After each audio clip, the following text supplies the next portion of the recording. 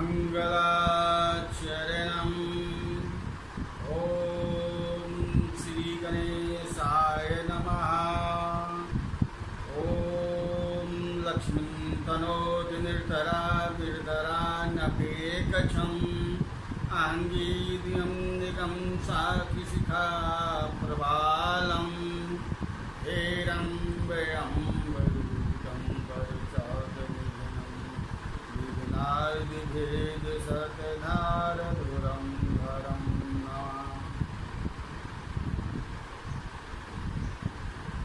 प्रवक्ता आधार पुरुषस्य नाम डॉक्टर कृष्ण नारायण झा, जूथा सहायक प्रोफेसर, जूथालाल संस्कृत महाविद्यालय, मझोलिया, पश्चिमी चंपारणम। कक्षा यानी वर्ग शास्त्री प्रतिष्ठा तृतीय खंड। निर्धारित पुस्तक। निर्धारित पुस्तक का नाम रघुवंश महाकाव्य तृतीयो सर्ग, जो शास्त्री प्रतिष्ठा तृतीय खंड में त्रयोदश एवं चतुर्दश सर्ग 60 अंक की निर्धारित की गई है। इस पुस्तक से आलोचनात्मक प्रश्न यानी 15 अंक का 1-2 प्रश्न पूछे जाते हैं 30 अंक, और पद व्याख्या प्रश्न 15 गुने 2 10 गुने 2 यानी 20 अंक का। पद का अर्थ एवं अनुवाद 5-5 अंक के 2 यानी 10 अंक के प्रश्न पूछे जाते हैं। ये निर्धारित पुस्तक में विश्वविद्यालय द्वारा निर्धारित की गई है। शीर्षक। आज का शीर्षक रघुवंश महाकाव्य त्रयोदश सर्ग कथासार, यानी महाकवि कालिदास द्वारा रचित रघुवंश महाकाव्य त्रयोदश सर्ग का कथासार।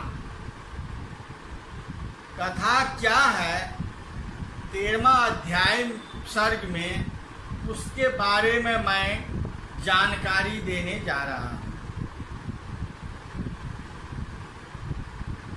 व्याख्यान है कालिदास की कीर्तियां 2 महाकाव्यों में रघुवंश एवं कुमार संभव है। रघुवंश राजा दिलीप से लेकर अग्निवर्ण तक उन राजाओं का आदर्शमय वर्णन किया है। इस महाकाव्य की कथा वाल्मीकि रामायण, महाभारत तथा पद आदि पुराणों में पाई जाती है, पर वाल्मीकि से अधिक क्षमता है।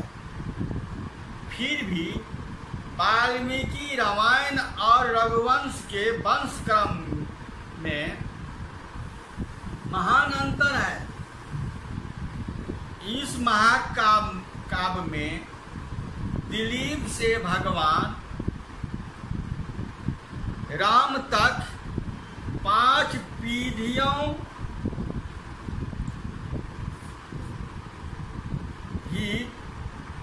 पड़ती है। महाकवि कालिदास रचित रघुवंश महाकाव्य के त्रयोदश सर्ग यानी 13वें सर्ग की जानकारी प्राप्त करने जा रहे हैं। राक्षस राज रावण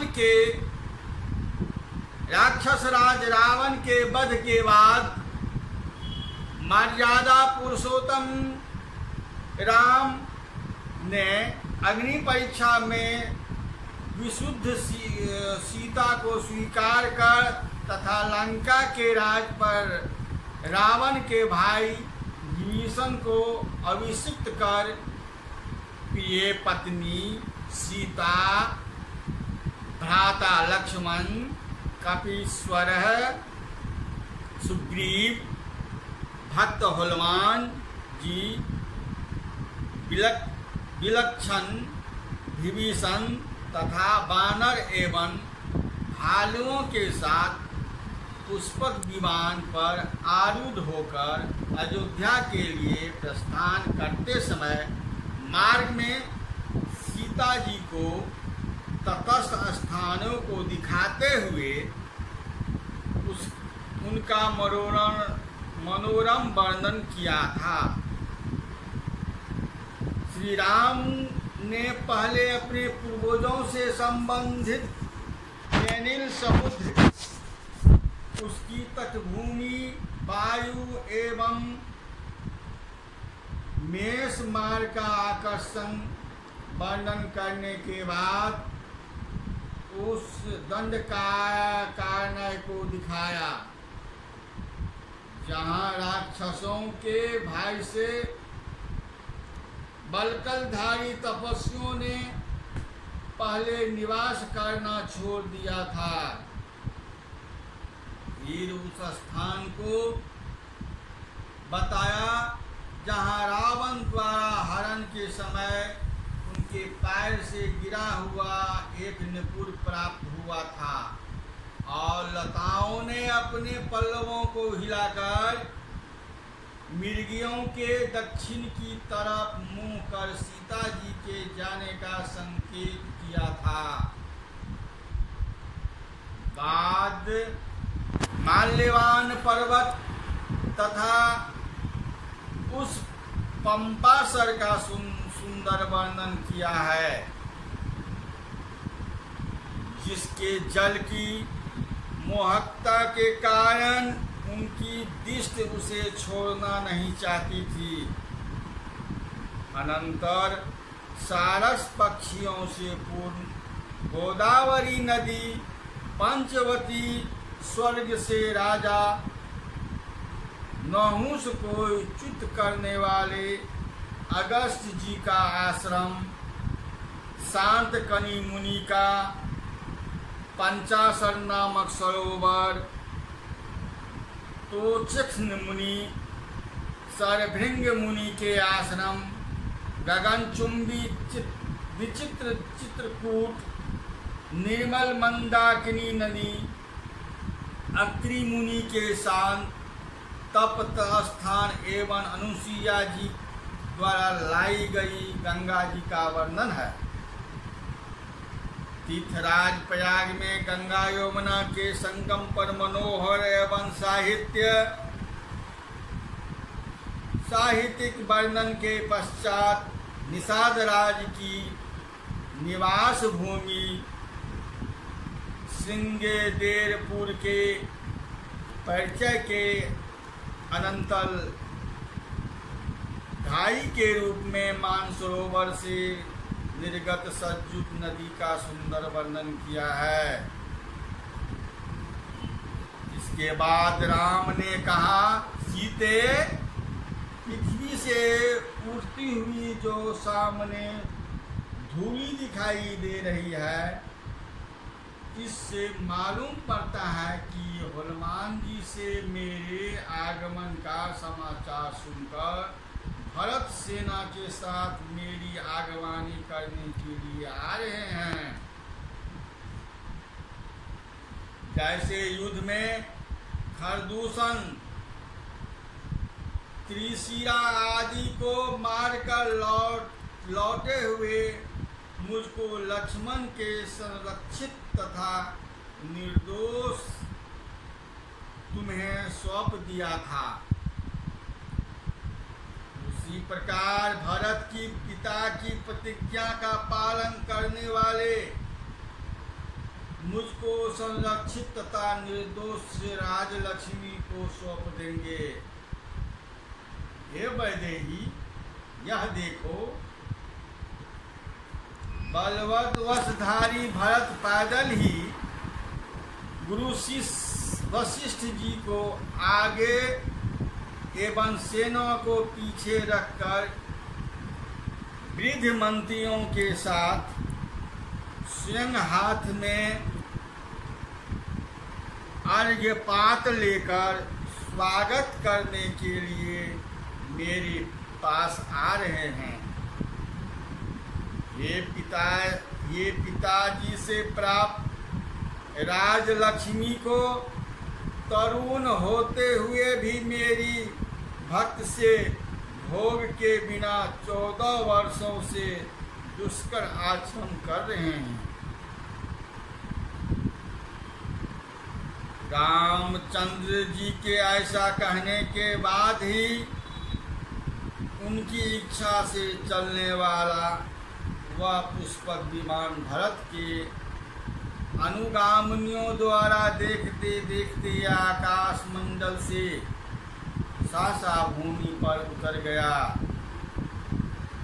बाद श्री राम ने सेवा में निपुण वानर राज सुग्रीव के हाथ का सहारा लेकर आगे आगे चलते हुए विभीषण द्वारा प्रदर्शित सोपान मार्ग से उस पुष्पक विमान से जमीन पर उतरकर कुलाचार्य वशिष्ठ जी को प्रणाम करने के बाद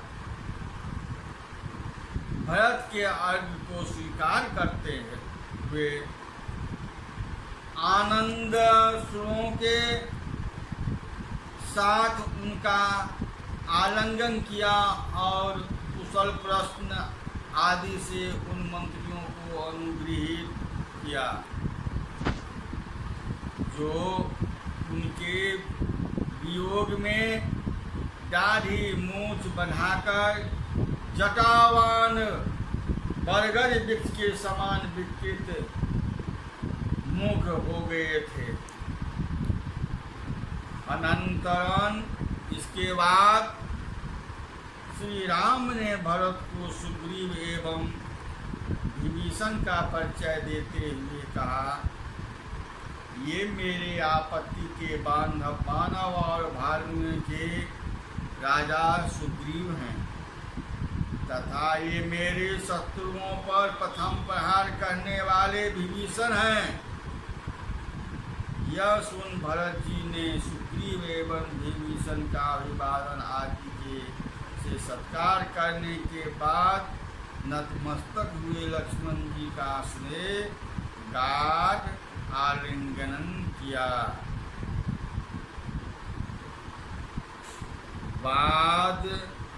इसके बाद रामचंद्र जी की आज्ञा से सुग्रीव आदि वानरों ने काम रूपी होने के कारण मनुष्य शरीर धारण कर बड़े बड़े हाथियों पर सवार होकर पहाड़ों पर चढ़ने के सुख का अनुभव किया।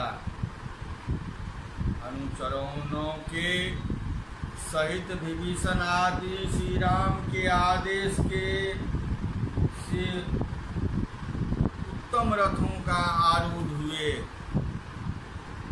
अनंतर रामचंद्र जी एवं भरत एवं लक्ष्मण के साथ सुशोभित पताका युक्त इच्छा अनुरागी पुष्पक विमान पर वैसे ही आरूढ़ हुए जैसे बुध एवं बृहस्पति के संगति से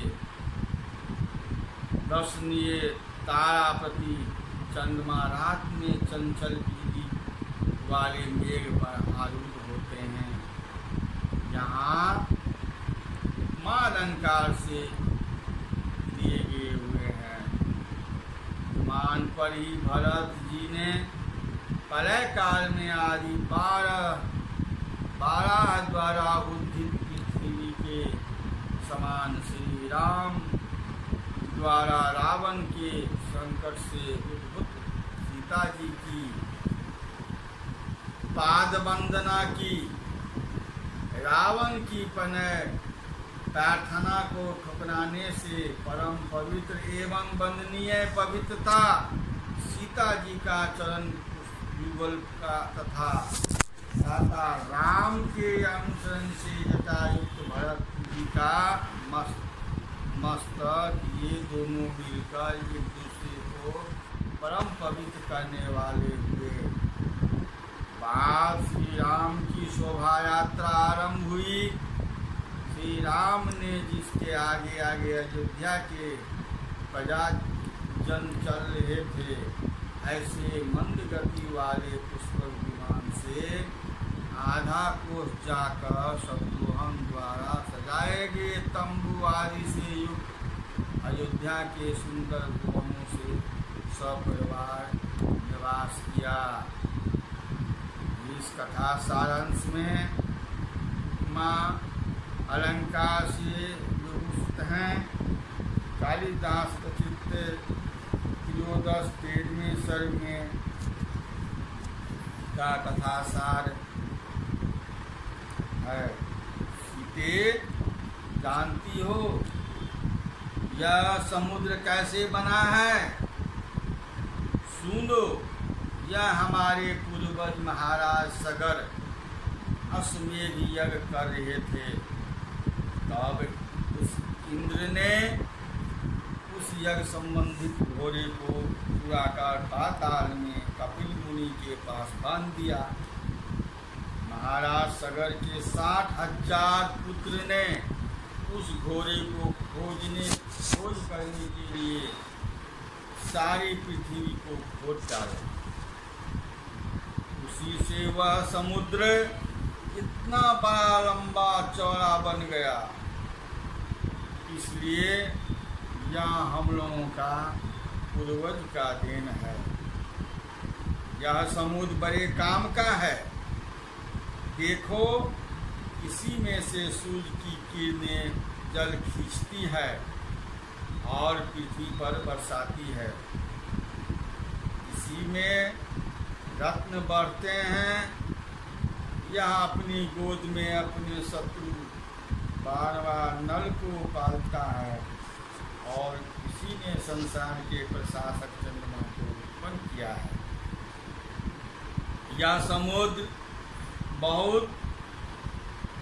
समुद्र सदा अपना रूप भी बदलता रहता है और यह इतना बड़ा है कि 10 दिशाओं में दूर तक फैला चुका है। इसलिए जिस प्रकार भगवान विष्णु के विषय में यह नहीं कहा जा सकता है कि ऐसे और इतने बड़े हैं, उसी प्रकार इसके विषय में भी यह नहीं कहा जा सकता है कि ऐसा और इतना बड़ा है। प्रलय काल में जब आदि पुरुष भगवान विष्णु संसार का संहार करते हैं, तब यही आकर योग निद्रा में सोते हैं और उनके नाभि कमल से निकले हुए ब्रह्मा सदा स्तुति किया करते हैं। अर्थात यह प्रलय काल में भी नष्ट नहीं होता। जिस प्रकार शत्रुओं के से आक्रांत कर राजा लोग किसी धर्मात्मा और शरणागत रक्षक राजा का आश्रय लेते हैं, उसी प्रकार उन सैकड़ों पहाड़ों ने इसकी शरण ली थी, जिनके पंखों को काटकर उनका अभिमान दूर कर दिया था। सृष्टि के आरंभ में जब आदि पुरुष भगवान 12 पाताल से पृथ्वी का उद्धार कर ले जा रहे थे। उस समय प्रलय से बना हुआ इसका स्वच्छ जल क्षण भर के लिए पृथ्वी की घूंघट सा बन गया था। प्रिय, देखो, मेरे दूसरे केवल स्त्रियों का आदर पान करते हैं, किंतु अपना आदर उन्हें नहीं पिलाते। यह समुद्र उस विषय में भी औरों से बढ़कर है, क्योंकि जब ओंठ होकर नदियां चुंबन के लिए अपना मुख इसके आगे बढ़ाती है, तब वह बड़ी चतुरता से अपना तरंग रूप अधर उन्हें पिला देता है और उसका अधर स्वयं पीता है। ये बड़ी बड़ी मछलियां पहले अपना अपना मुंह खोलकर अन्य जंतुओं को सहित समुद्र का जल पी जाती है और फिर मुंह बंद करके अपने मस्तकों के छिद्रों से फुहारे के समान पानी की जलधाराएं छोड़ने लगती हैं। गजाकर मगरों के अचानक उठने से दो भागों में विभक्त समुद्र के फेन को तो देखो, ये ऐसे सुंदर लगते हैं मानो इनके दोनों कानों पर चंवर लटके हो। ये जो बड़ी बड़ी लहरों के समान दिखाई दे रहे हैं, ये सांप हैं अर्थात सर्प हैं, जो तट पर वायु पीने के लिए बाहर निकल आए हैं। पर जब सूर्य की किरणें से इनकी फनों की मनियाँ चमक जाती है, तब ये पहचान में आ जाते हैं। देखो, तुम्हारे अधर के समान लाल मुंहों से लहरों की झोंक से टकरा जाने से इन जीवित शंखों के मुख छिद्र गए हैं और उस पीड़ा से ये बेचारे बड़ी कठिनाई से इधर उधर चल रहे हैं। वह देखो, काले बादल समुद्र का पानी पीने के लिए आए हैं और समुद्र के भंवरों के साथ साथ बड़ी तीव्र गति से चक्कर काट रहे हैं। इस समय वह समुद्र ऐसा जान पड़ रहा है मानो मंदराचल से यह पुनः मथा जा रहा है। देखो, दूर होने के कारण लोहे के हाल समान पतला ताल और कमाल वृक्षों के समूह से काला दिखाई देने वाला यह समुद्र का तट ऐसा दिखाई दिया है मानो चक्र की धार पर मूर्छा जम गया हो।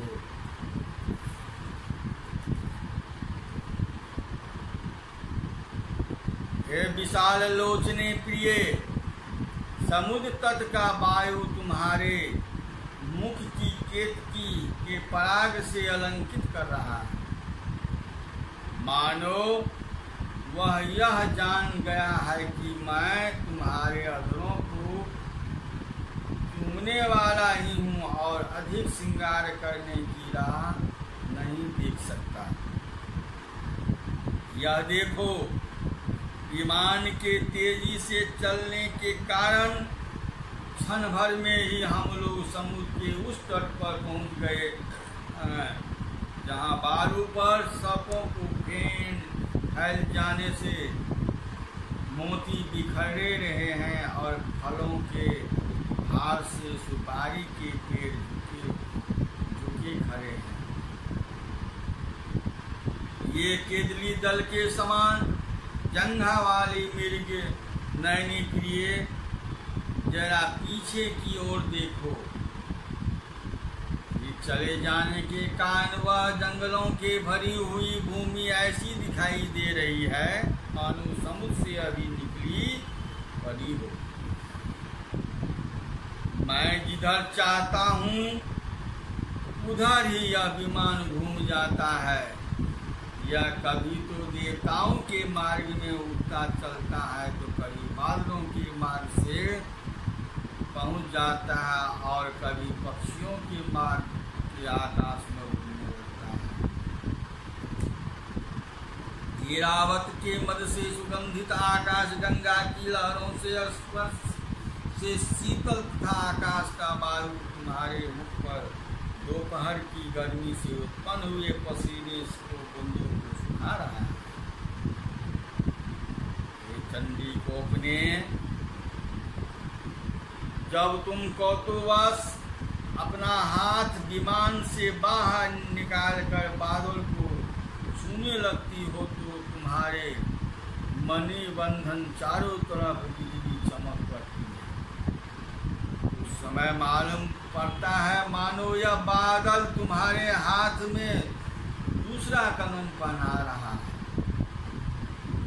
हे प्रिय, नीचे देखो, रावण और राक्षसों के मारे जाने की बात सुनकर वत्कल वस्त्रधारी इन तपस्वियों से समझ लिया कि अब कोई बाधा नहीं है। इसलिए नई दो कुटिया बनाकर बहुत दिनों से छोड़े हुए आश्रमों में पहले के समान निवास कर रहे हैं। देखो, यह बड़ी स्थान है जहाँ ढूंढते ढूंढते हुए मैंने पृथ्वी पर पड़े हुए तुम्हारे एक नुपुर को पाया था। गुपचुप पड़ा हुआ वह ऐसा मालूम पड़ रहा था मानो तुम्हारे चरणों से अलग हो जाने के दुख से चुप हो गया हो। हे भेरू प्रिय, रावण तुम्हें जिस मार्ग से ले गया था उस मार्ग को ये लताएं मुझको बताना चाहती है कि पर बोल न सकने के कारण उन्होंने अपनी पत्तों वाली डालियों को ही इधर उधर झुकाकर मुझे तुम्हारा पता बता दिया था।